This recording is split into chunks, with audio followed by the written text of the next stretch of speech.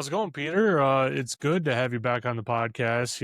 It's been an interesting time for both of us, I think, the past 2 months. But yeah, great to have you back Thanks, on. Joe. I really appreciate being on here and had a lot of, had a blast last time I was on here. So really excited to kind of jump into the topic today. Yeah, it's interesting. A lot of people that I have on always tell me that they kind of like prefer my format of an interview compared to some other people in the space, right? Because a lot of the other people, they'll do like a 2 hour, recording with someone and they'll chop it up into 45 minutes. And it's like, whenever I hear that, it's like, guys, you're not, you're not doing anyone any justice. If you're going to record for 2 hours, it should be pretty close to 2 hours to really get that feel for the person. But at least that's my opinion. I mean, there's other more successful podcasts out there than mine, right? So who am I to tell them that they're doing something You know wrong? what? That sounds true, Joe, but I would say go the opposite way and just go full force into the direction you're going into because it's more authentic. You're not, saying we'll fix that in post, we'll fix that in post. You know, Yeah, it it keeps it real for everybody. And I think that's what we're all looking for is for something real. And we all enjoy security, but we're also, human beings who do stuff outside of security. So, try to find a way in the middle of those two. And I think that's where you start to kind of right. attract the right people. Yeah. Yeah, well, Peter, you made a LinkedIn post today about you starting about a e-learning series, right? So what's all of that about? Give me the 1,000 foot view of why people should dive into it and who it's really made for and that sort of thing. Absolutely. Yeah. So I would say the idea just kind of came out of nowhere. We have a mutual friend that I was helping out, and he was trying to develop some just source material to help educate the masses on specific areas of security. So we were kind of kicking around some ideas, and I really wanted to think of some ideas that were not thought of before, which is a challenging thing to do. But it's one of those things where you just go onto Google and you're like, hey, I want to learn about this from in this area. What's available? What's the most popular? And I did this same for myself with security and started to realize that there isn't a lot of polished material out there. And it's not a dig to anybody out there. It's just I kind of like what we were just saying. How do we keep it real? Keep it about the topic of security, but like I said, keep it interesting, entertaining. So that's where I said, hey, I'm going to start developing my own e-learning series. And the first, topic that I wanted to jump into was executive briefings for security professionals.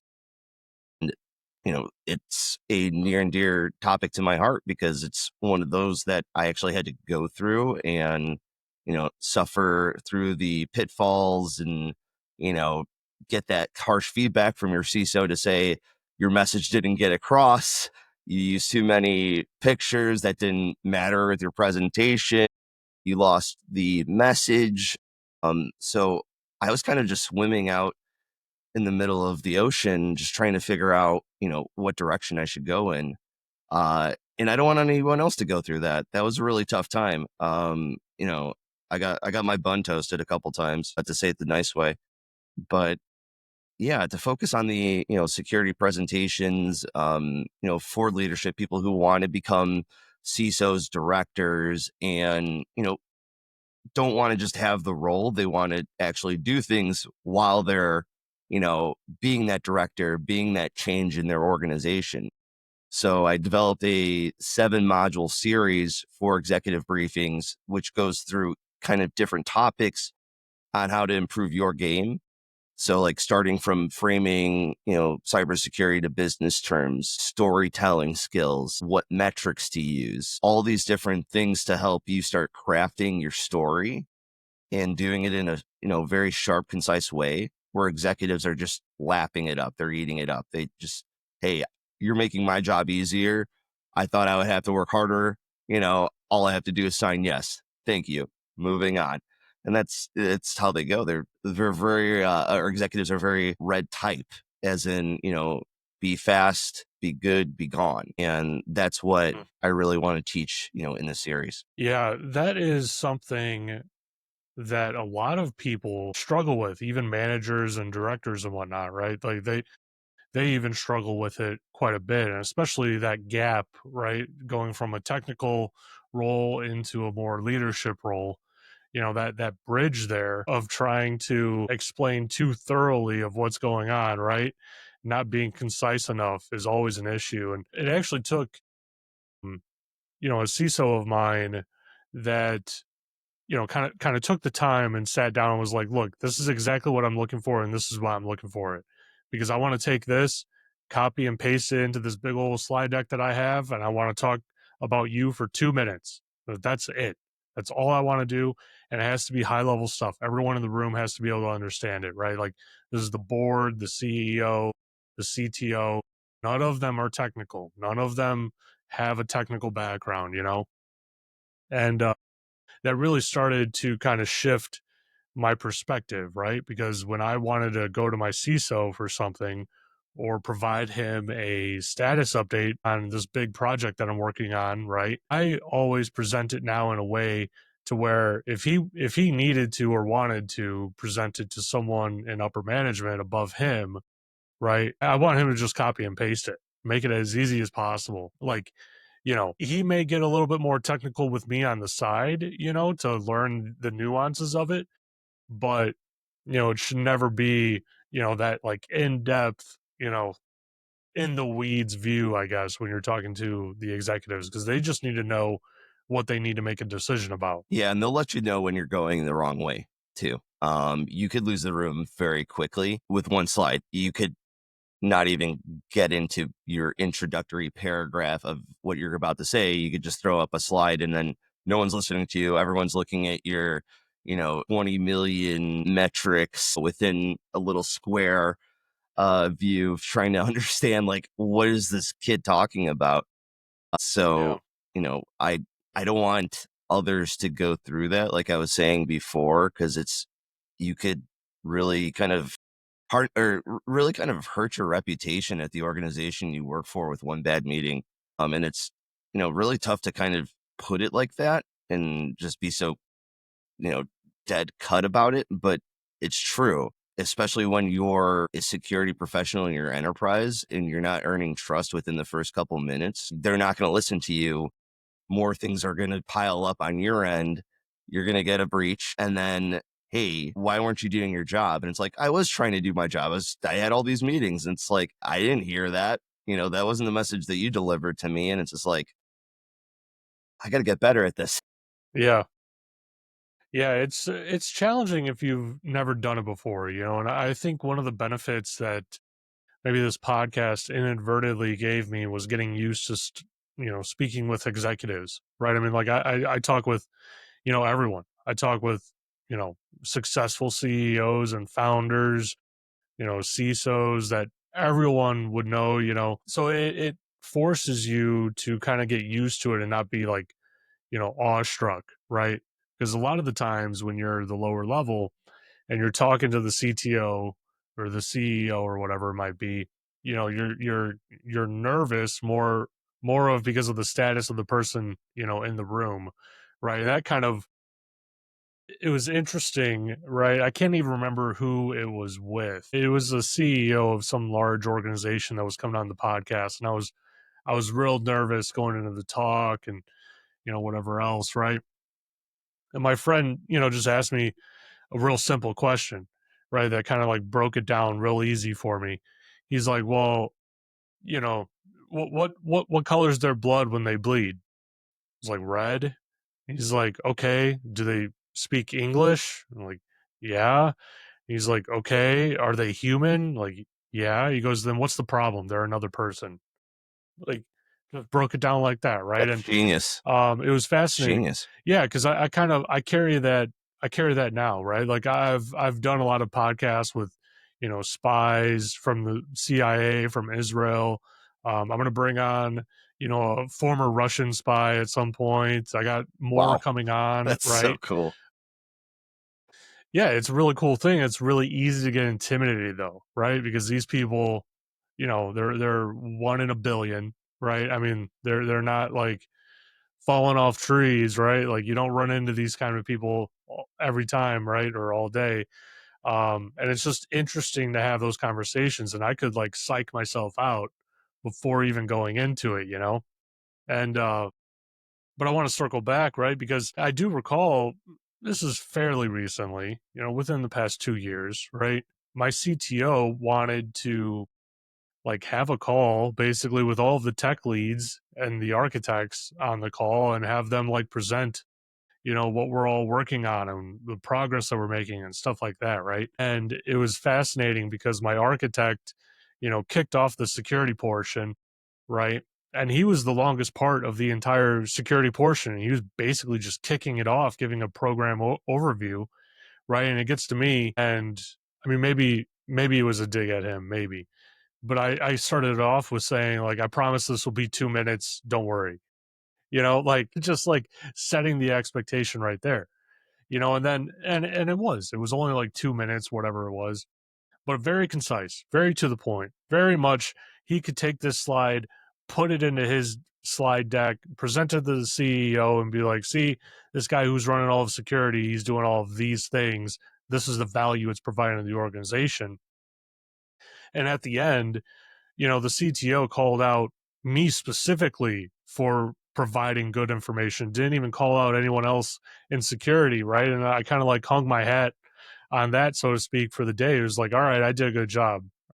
Moving on, because now I got to go interview some CISO, for a company. You start to realize that, yeah, just the two things that you start to remove titles from people, and you then are able to communicate in a whole different, more open way. And you're not just thinking, this is the CEO of blah, this is the CISO of blah, like this is just a really cool person that has a cool story that I want to hear. That's it. You keep it simple, and then you know, your your heart rate starts to go down just a little bit. And for me, it's, I would say, very small because I'm always just kind of wired. So yeah, and then I would say the other thing that you're touching upon too was around keeping it concise, keeping it efficient. And what I've realized is that a lot of CEOs, CFOs, COOs, anybody at that C level looks at efficiency as number one. How do I whittle away minutes? How do I whittle away hours? How do I whittle away seconds? And if you're in a meeting with them, they've already kind of planned this in their head, like, I need to get X out of this within X amount or Y amount of time. And if you're not hitting that mark, that's where they think, I need somebody else to come in and do what I need them to do because I have X amount of time and you're going over that time right now. And it's not to be rude, but given the demands of that position, that's what's needed. They need to have that efficiency mindset where they're just like, instead of spending an hour on this, I need to spend 30 minutes. I need to spend 10 minutes, or I need to delegate this. So if you're just, going on for 20 minutes, they're on their phone, just like, huh? Yeah. Okay. Yeah. Yeah, no, that's a great point. And I kind of realized that several years ago, right, where you start thinking of efficiencies of, how much, just simple math, right? How much do I make an hour, right? Is it going to take me, like, how much time is this thing going to take me? And I'll give you a great example. I'm redoing my website right now, and I'm terrible at it. Like it's real bad. Because I'm not a website designer and I'm not that creative when I don't already have like design examples in front of me. And website creation, a lot of the times, like, yeah, you'll have templates and whatnot, but at the end of the day, someone that does this every single day is going to beat me 10 times out of 10, in terms of like design and flow and efficiency, right? And literally today, I had a call with my web designer, and I mean, 15 minutes into it, she was like, "Oh yeah, we'll get this all done in like 2, 3 hours, maybe." And I, gave her my budget and everything. And she's like, "Yeah, don't even worry about it." And when I was starting to go down that path, right, the very first thing that I factored in was, okay, how much do I make an hour, right? How many hours is this going to take me? a very large amount because I'm not good at it, right? And can someone else just do it more efficiently, even if I spend a little bit more money, right? Like, is their price going to beat out the amount of hours that I'm going to spend on it? And 100% it is, and you're going to get better quality out of it. Well, that's what these CISO or CEOs are thinking about in their head, right? Like, think about it like this: like they spend an hour or two at a board meeting, right? One time a quarter. I mean, they're looking for every bit of value for every single second to rationalize why they're there, right? Because, when you break it down to the what you're paid an hour perspective, you have to think you're paid that based on the value that you bring to the marketplace within that hour. It's not based on some fictitious number that people made up or that you came up with in your head or whatever. Like it's like literally, no, every hour I am bringing this much value to the marketplace. That may seem, you know a little bit astronomical, right?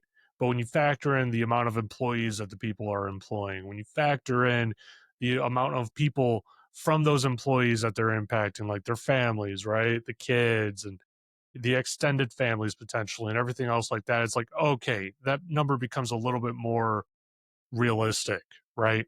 Exactly. It's something that I've used to frame it, right? Because it's like, okay, they're viewing time differently because I mean maybe they flew here on a helicopter, right? If you're in New York and you're doing a board meeting, right? Most of the board members probably got there on a helicopter, not via a car.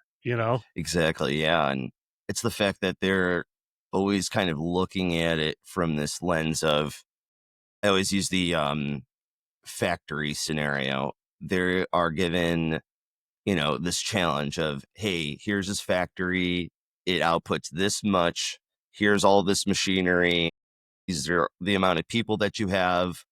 We want to up efficiency by 30%, or, increase our output by 30%, but we're not going to give you more people. We're not going to give you more machinery. You're just going to have to move things around. You're going to have to come up with better ideas, and we need it by the end of the month. So that's where you have to think like, I need maybe one less person and a better machine or a better conveyor belt that I could make go quicker. And, that's when it could start to, you know, what's called tumble down into that area of thinking of everything's kind of like, I need to ship this, I need to make it more efficient. And you almost lose that personal touch from that. But then you also have to Yeah. know from the outside that's what they're constantly thinking all the time. They're always looking at this factory and thinking, I need to make this 30% better. I need to make this 50% better with what I have already. So it's a difficult thing to do, especially when, you have such a very small time frame to do it in. Yeah, I read this book a couple years ago called Extreme Ownership from Jocko Willink, right? Former Navy SEAL. I mean, he's known within the community, right, as being just, a real badass person, Screenshots of his right? watch of 4:30 in the morning and Right. telling and Right. making me feel bad because I'm looking at that post at 12 p.m. Because I woke up at yeah, Exactly. yeah, It's like, oh Jesus, yeah. this guy's already lived one life I before I didn't got even up. do anything. He's already worked out twice.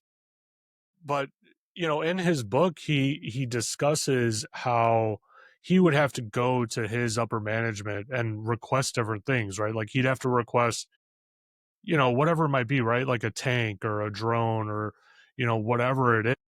And all of his counterparts, um, they would be requesting like everything under the sun. They would overkill a mission by 300, 400% of what they actually needed. They would have four times the men. They would have four times the weapons and the drones and everything, right? He described how whenever he was, asked, what do you need?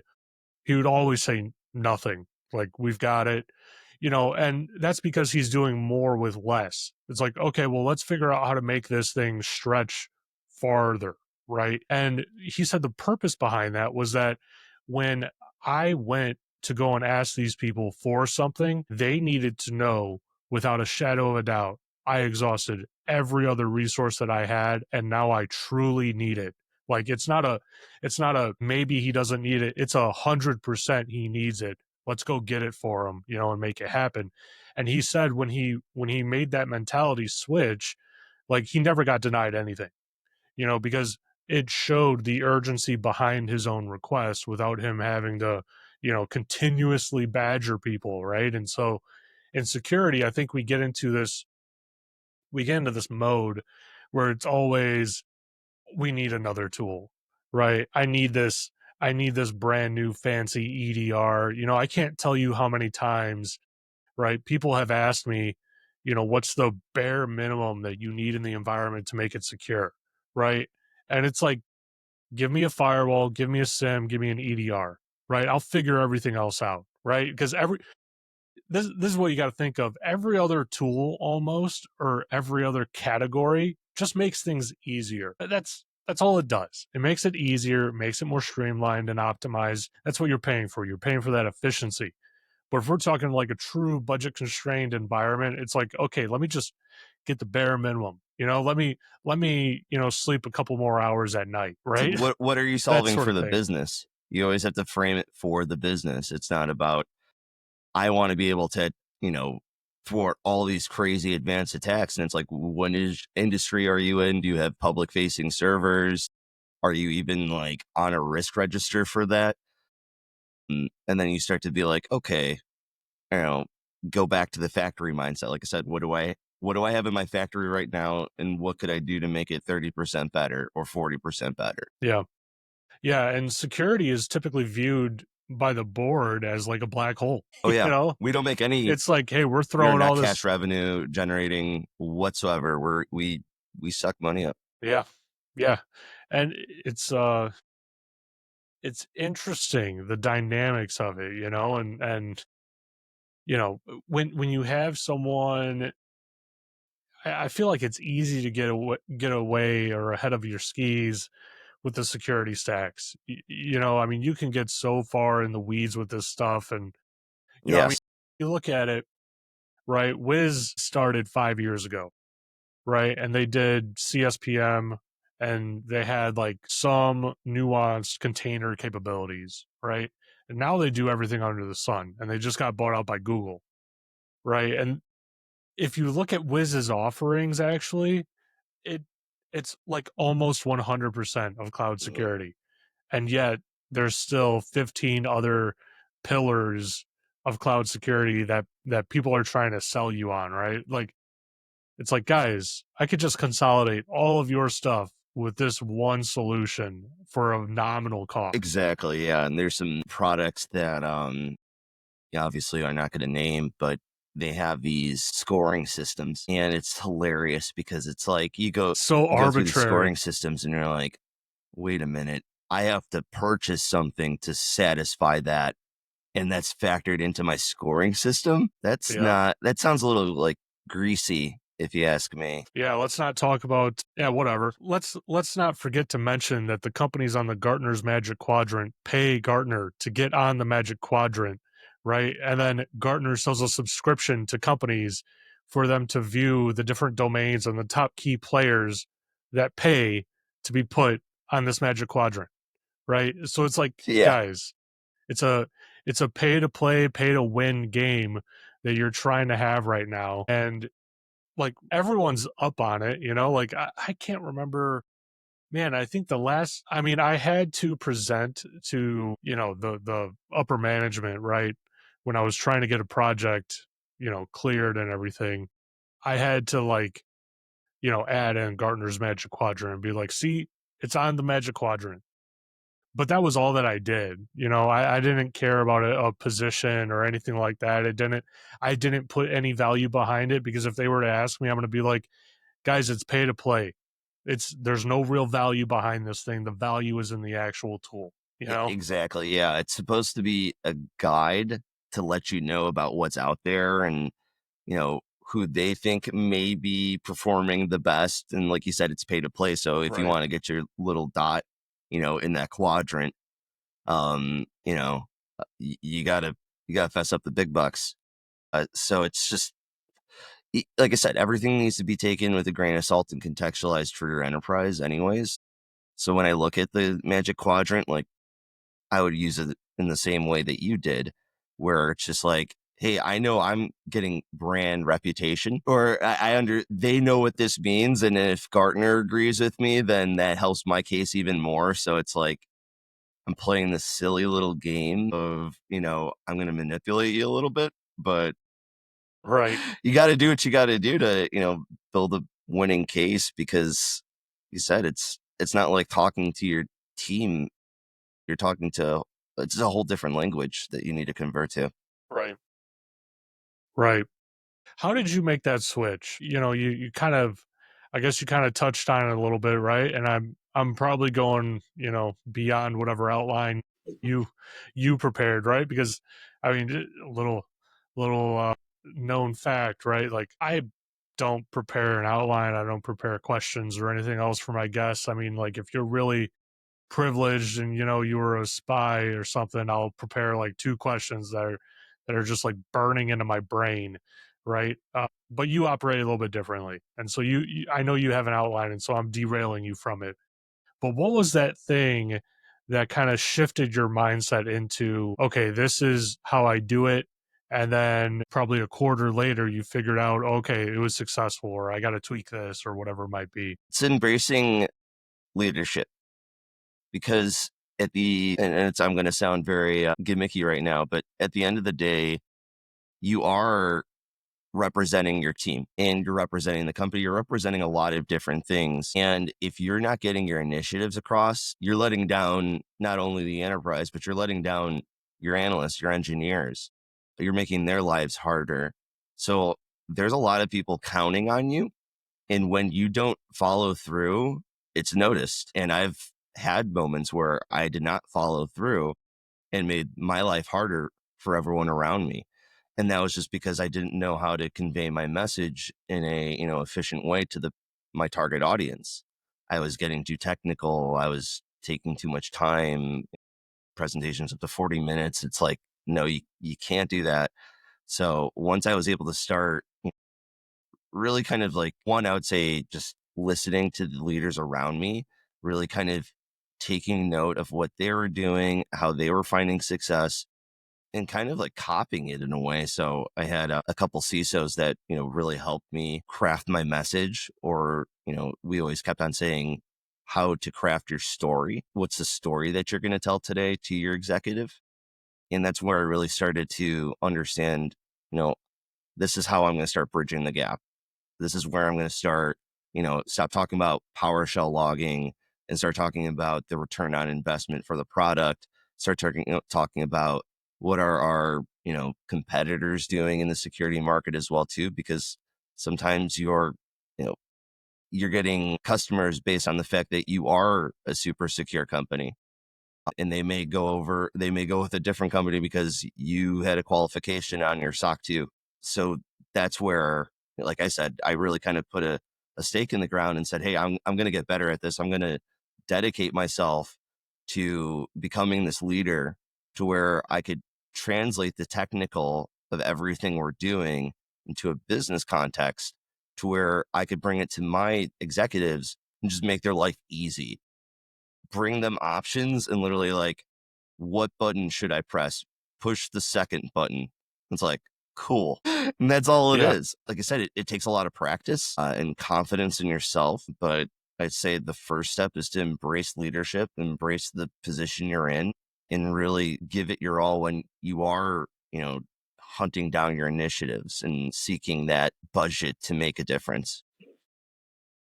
Yeah, that's interesting what, experiences will teach you, right? And I feel like people are always worried about, failing, right? Especially failing publicly. I mean, my gosh, like man, the amount of times that I've failed publicly, and when we met, we were working for a company that, they had I mean, really, they had a vital product to whatever company bought the product. I mean, like you can't, if you had a need to buy that product, it's probably a legal requirement. So you have to have a product of that, same category in your environment. And it's required to be up like at all times.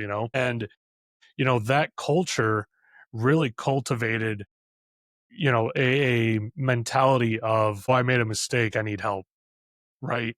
And I mean, the amount of times that I accidentally did something that I didn't even, I didn't realize that that command was going to do something. It was completely unintended. And I had to quickly realize, oh, I'm completely out of my depth here, right? Raise my hand and be like, I need an adult, I mean, that was the term that we used, I need someone here that's more experienced than me that can help me with this. And I mean, you always could tell if I really went down a bad rabbit hole, if when like the developer that wrote the code is hovering over my desk, and at some point he's just like, give me the keyboard. Like, give me the keyboard. I can't even explain how to fix Yes, this. sir. Please take over. Thank you. Yeah, exactly. I mean, it was really interesting times, right? But like that situation, cultivates an experience or a mentality where it's like, oh, hey, I need help, right? Like you learn how to fail publicly in front of other people, like immediately. And there was people on that team that were not very well liked, that didn't last very long there because they weren't willing to raise their hand and be like, hey, I messed up, and announce it to the whole team, right? Like, I think me and you were one of the few people that were like willing to raise our hand, announce it to everyone, hey, I messed up in this giant way, because that was the only way that we were going to learn. Yeah, Yeah. like that's how it was. Yeah. It's funny when you bring stuff like that too. It's almost like post traumatic stress disorder when you're just thinking like, well, yeah, I remember that one time when I was on customer support and I asked them to do something and then they reset all the admin passwords in the entire organization.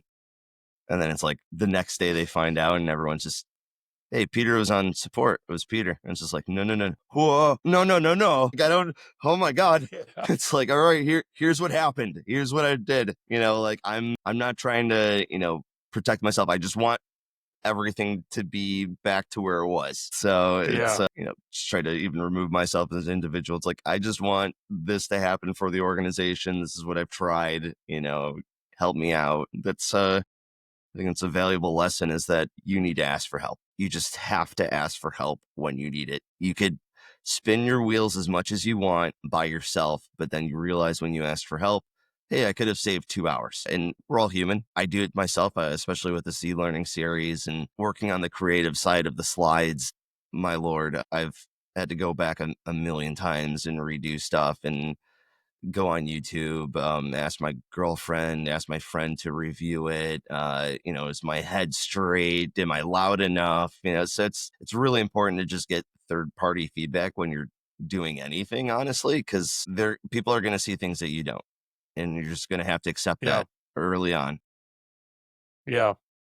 Yeah, well, Peter, we're coming up to the top of our time here, but before I let you go, how about you tell, my audience where they could find that e-learning series and where they could find, you on social media if they wanted to reach out and Yeah, connect. fantastic. There's going to be two places. I have a new YouTube channel called Pram Corp Productions, and that's where the channel will be for my e-learning series. They're going to be put into playlists. So as of right now, there's an intro to the e-learning series for executive briefings for security professionals, and then module one, understanding your audience. So that's going to be in YouTube, Pramcore Productions, and then you can find me on LinkedIn. I'm just linkedin.com in P Ramadan. Very easy. I have a bunch of different articles and content that you could check out there. And yeah, just feel free to message me if anyone wants to contact and collaborate, just talk about stuff. I'm, really want to get engaged in the community. And I want to thank you, Joe, for, helping me do that. Yeah. Yeah, absolutely. Well, everyone listening, the links, will be in the comments or the description somewhere in there, right? So go check it out. Make sure, you check out the content and whatnot. I'm sure is extremely helpful. I haven't looked at it just yet, right? Because it was released today. But, cut me some slack here. So, yeah. Well, thanks, Peter, for coming on. And everyone listening or watching, I hope you enjoyed this episode. Thanks, Thank everyone. you.